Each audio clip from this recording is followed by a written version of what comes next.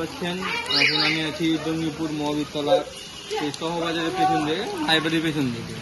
আজ থেকে প্রায় 2012 সালে একটা ড্রেন তৈরি করা যায়। দর্শকদের ড্রেনটা দেখান, ওই যে ড্রেনটা। আমরা ভাবছিলাম ড্রেনটা কি জন্য করেছিল, ড্রেনটা এখানে কোনো প্রয়োজন নেই।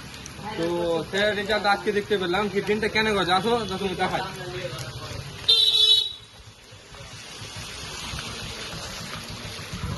আপনারা দেখতে পাচ্ছেন যে মাটির তল থেকে জল অপচয় হচ্ছে।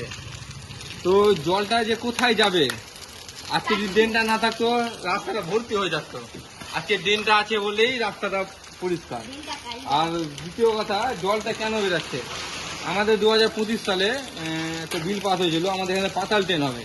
তো পাতাল ট্রেনের যত সম্ভব আমরা জানি না, হয়তো মাটির তল থেকে রাস্তা ঘোরার কাজ হয়েছে, আমরা জানতে পারছি না, ওই জন্যই জলটা বেরোচ্ছে। ঠিক আছে। আর আপাতত রিপোর্ট এখানে থাকলো, বাকি খবর যে পাতাল ট্রেন হওয়ার পর জানানো যাবে।